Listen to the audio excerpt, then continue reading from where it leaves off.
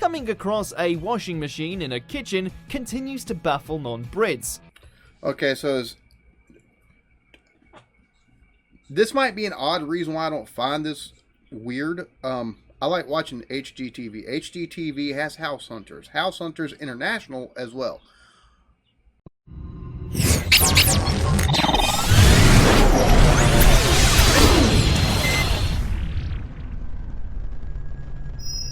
What is up, everybody? Welcome back. Eclectic Beard Reactions. This go around, be looking at top 10 things British people don't realize are weird. Something tells me, because this is a Watch Mojo video, and it's been pointed out, they have a lot of inaccuracies, and that's true for some of their videos. I completely understand it. Look, you do reactions, you play the game. It's just how this works, right? Watch Mojo, I've watched some of their stuff and been like, what the heck is their problem when it comes to different music and stuff like that? Because some of the things they'll point out is like, what?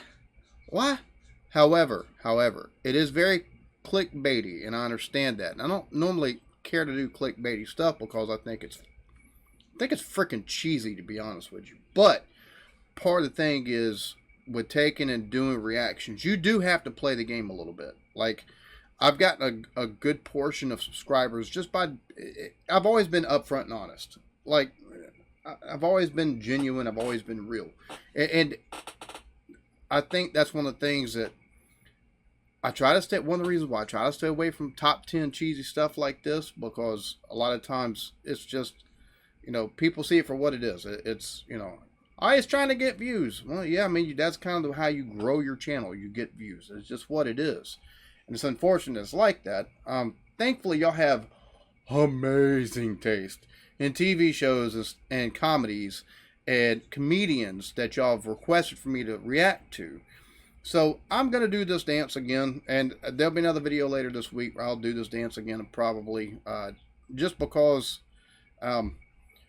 it seems to, number one, I love reading the comments and seeing what they got wrong. That's one of my favorite parts of these types of videos, just seeing what they got wrong, because, you know, there's stuff that we take and watch as Americans when we react to stuff like this that we just, you know, a lot of times it's taken at face value. That's one of the reasons why I love my comment section, because if it's wrong, woo boy, do we know it, or do I know it, because it's down in the comments. And I love that, though, because that's how you learn, it's how you grow. So before we go any further, like, subscribe, notification bell, let's go ahead and get into it. Who knew? Welcome to Watch Mojo UK, and today we're counting down our picks for the top 10 things British people don't realise are weird. Before we begin, we publish new content every day, so be sure to subscribe to our channel and ring the bell to get notified about our latest videos. I will say this for Watch Mojo, and because they've got multiple different channels, right? I will say this, so they can continuously come up with top 10 lists that people find they want to watch or that interest people. I have to give props on that. I do have to, because even if they get something wrong, just coming up with all these top 10 lists, like, that's daily content, even if it's only once a day, having to, you know, trying to think of a subject that people are going to be interested in on a daily basis. That is tough. That is absolutely tough. For this list, we're taking a look at British customs and items that we take as a given, but are actually a little bit strange. Number 10, Barrister Wigs. In light of the evidence, Mr. Tilsley's admission, and taking your mitigation into account, 1960? Holy crap! That's crazier to me than the frickin' Wigs. A show's been going for that long? I'm now persuaded that you were not the instigator or ringleader in the crime committed against your grandmother. While not a strictly British idiosyncrasy, wigs remain an odd part of the Brits barristers' dress code. God! How absolutely disgusting. Do people really do that sort of thing? I believe so.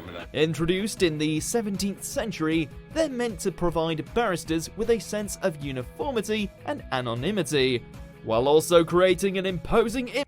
If you want anonymity, that's what they make sunglasses with the mustache and the big nose for. Just putting that out there.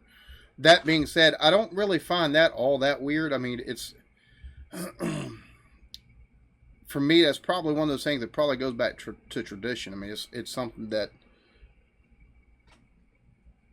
it's not really. I mean, there's weirder things out there. Just saying, but the fact they still do wear the wigs, it's odd that the tradition has gone on for that long, or the fact that that's the odd part, not the fact they have to wear them, because it seems tradition is a big thing over there, like a massive thing. So I can understand, the reason why they have to wear them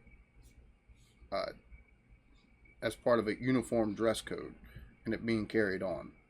Image to hammer home the supremacy of the law.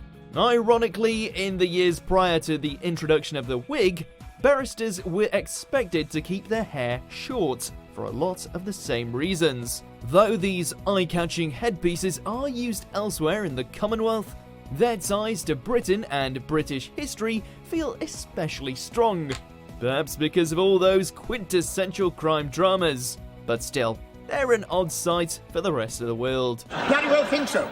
Number 9. Washing machines in the kitchen. Well, we did tell them to express themselves. While increasingly not uncommon in most major cities, due to the lack of space in most modern flats, coming across a washing machine in a kitchen continues to baffle non-Brits. Okay, so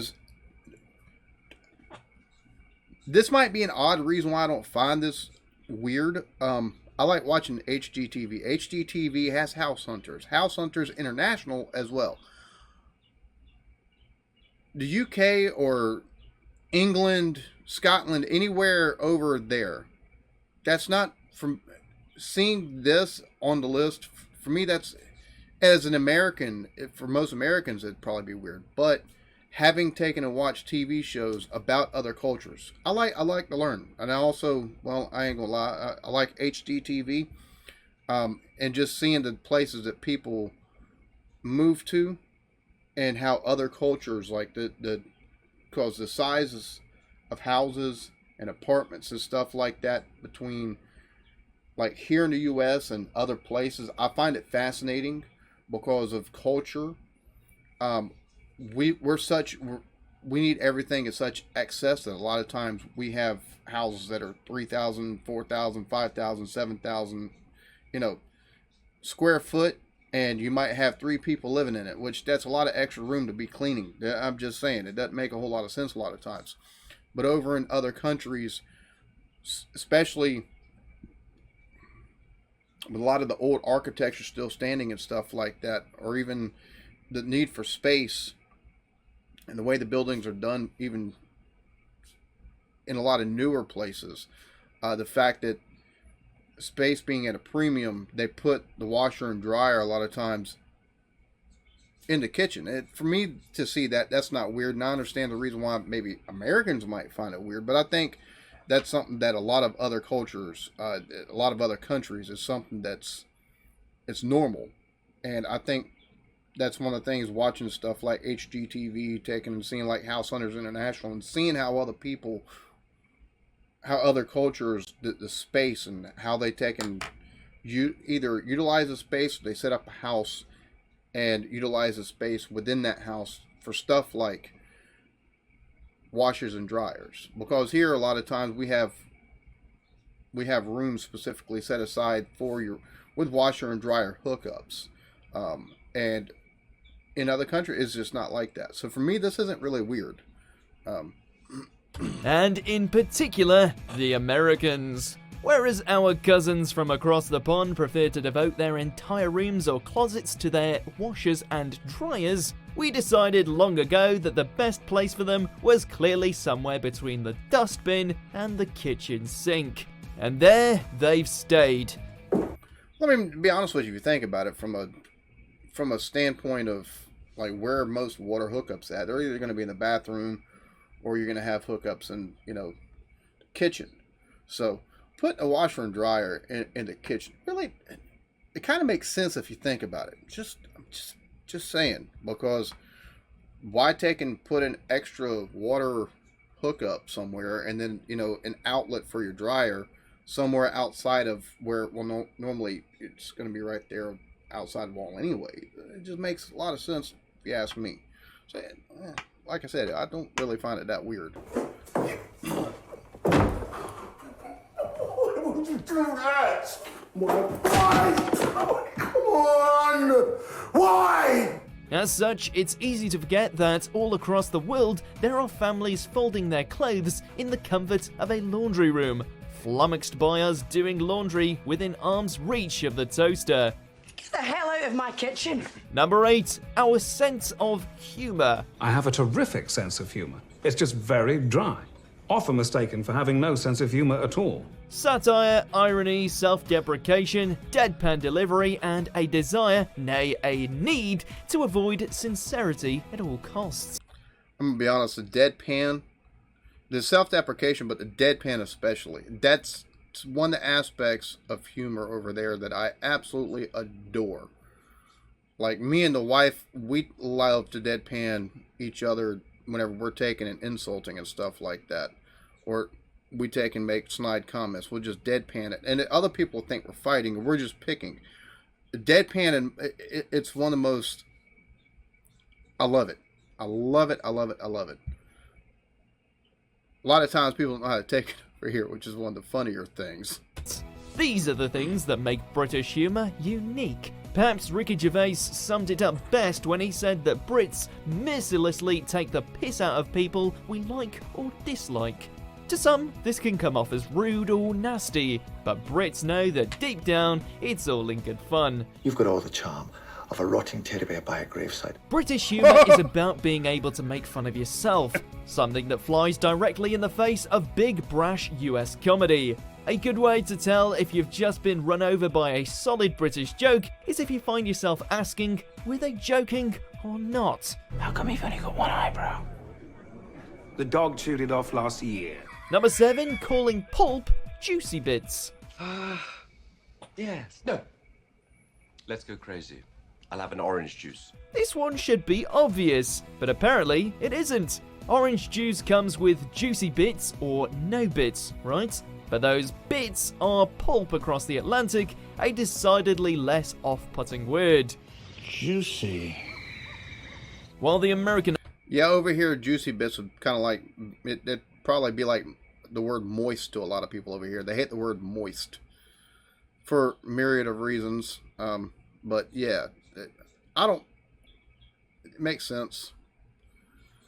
I don't know. Maybe I'm just a little bit more pragmatic now, folks. I don't know. But juicy bits, it makes sense. I mean, a lot of times you take and drink, and, you know, if the pulp, depending on how the pulp is in the drink, you get extra little, like, yeah, just juicy bits. An option is likely more universal. It's not like our version is any less an accurate description. And it pays great homage to those other great British linguistic traits. Not saying exactly what we mean, and turning even everyday things into a mild euphemism. Coffee? No. Orange juice? Probably not. Number 6, spotted dick. And other food-based innuendos. Spotted dick, sir? What? Spotted dick. The ever-popular spotted dick is a traditional pudding that's really quite tasty. But those who didn't grow up with this served after dinner tend to only snigger at its name before declining it in favour of a less risque cheesecake. Yeah, you ask somebody if they want spotted dick over here, and they're probably gonna wonder what STD you have. Just saying, that's what it sounds like. But you know, there's stuff that's named over there that over here, yeah, folks, just nobody over here is probably gonna take and think about trying to eat something named called spotted dick. A staple is spotted dick, though, that there are still multiple canned varieties available if you're in need of a quick fix. And if nudge nudge wink wink food is really all you're after, then why not have Scotch woodcock for breakfast and toad in the hole for your main? I can't really say my grandmother used to make a sausage in the hole, my grandfather used to make sausage in the hole. For a non-Brit looking in. Okay, toad in the hole or frog in the hole sounds a lot better than sausage in the hole. Sausage in the hole definitely sounds very inappropriate. Sounds like sausage in the hole sounds like something that happens in the bedroom. Our menus both boggle the mind and tempt the taste buds. This is good. I thought the food here was supposed to suck. Number 5, having multiple taps. How and why this is still a thing is pretty baffling in itself. Across the world, other humans have evolved to the point where they're no longer required to either burn or freeze their hands off when they go to the loo. And yet, in these parts, having 2 separate taps for hot and cold water remains the norm. Still, seeing someone who's not accustomed to the setup try and fail to wash their hands without minor injury is kinda funny. Maybe that's why we refuse to change. That's kind of sadistic, the reason given why, you know, it's still a thing over there. But then again, that would be funny, watching people trying to figure it out. But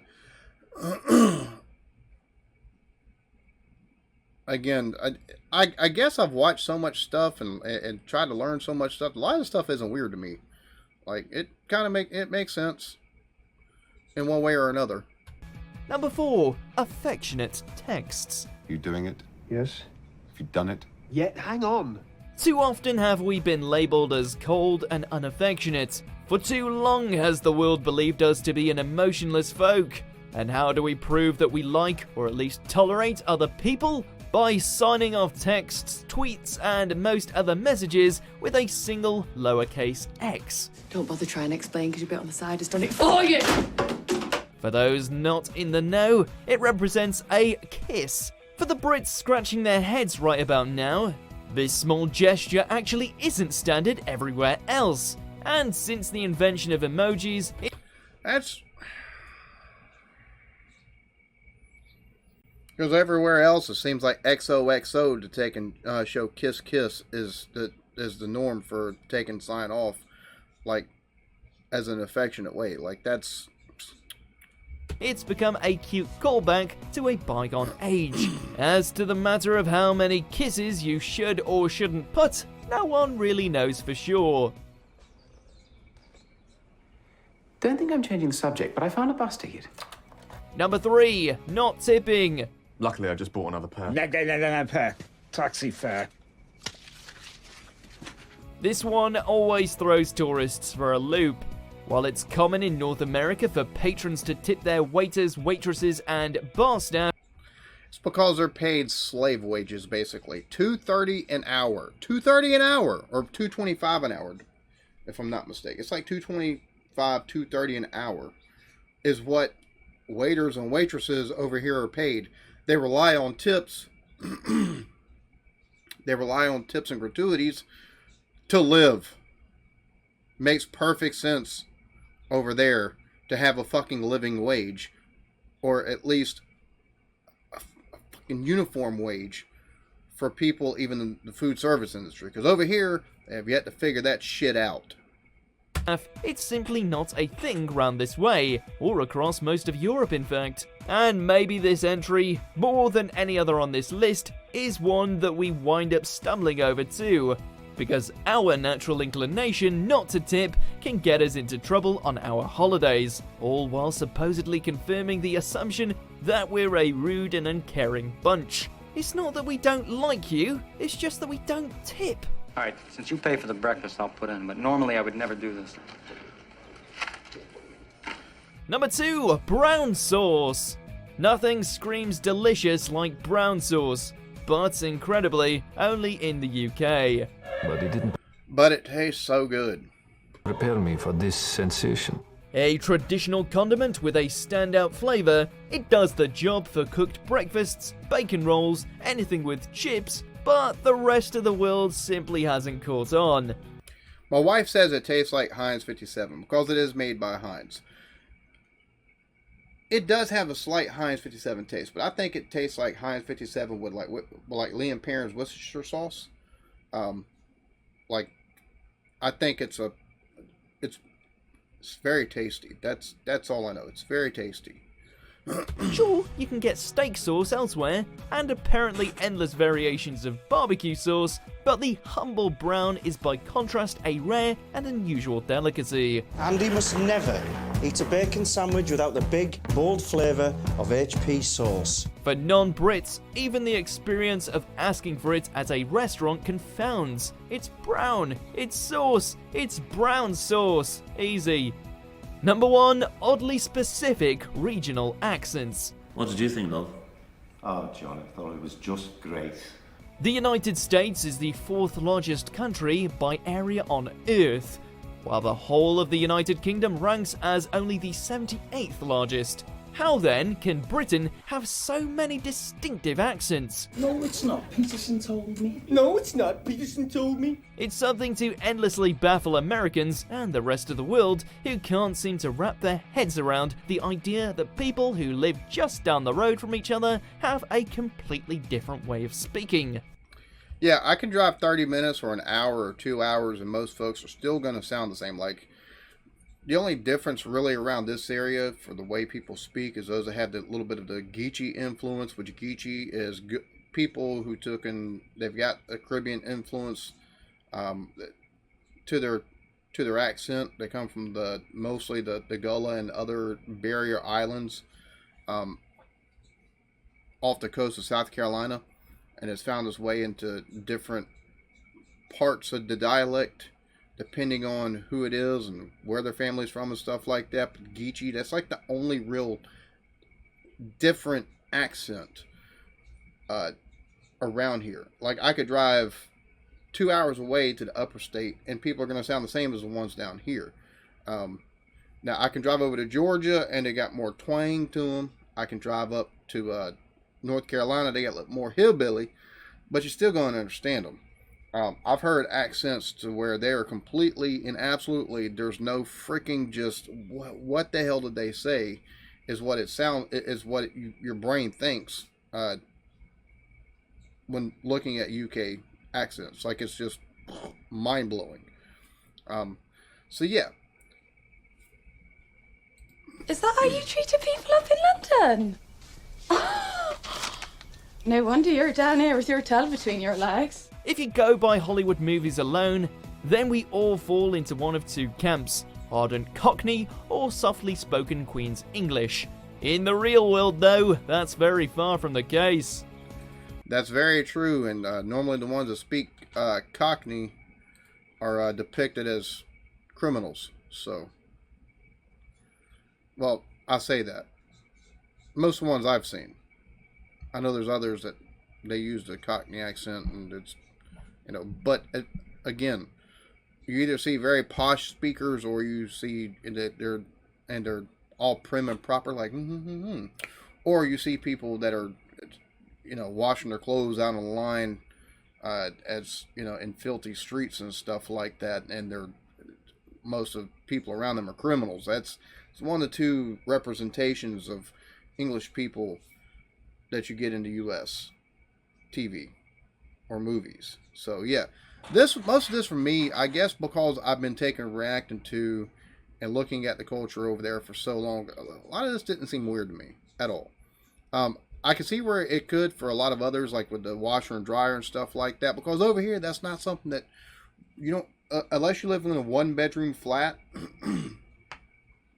which a lot of times if you do that, you're going to be going to the laundromat. But unless you live in like a really, really, really small place over here in the U.S., your washer and dryer has its own room, or it's right there, like I said, like tucked away in a closet in the hallway or something like that. It's just the way it is. Now, a lot of other folks would take and find the two different taps as being weird, or maybe even the wigs, which, like I said, just knowing how much tradition and stuff like that plays into aspects of culture over there, it doesn't seem weird to me taking and seeing that that's the case. It's just, I don't know, there's a lot of this to me just didn't seem weird, and it's, like I said, probably because I've been watching and learning as much as I've been trying to take and learn about over there. So but I can see how others might find various aspects of this list like, what? That's just, I can see it. I can see it because it's not stuff that we see over here or have over here. So, That being said, y'all be good to each other. Love yourselves. Peace.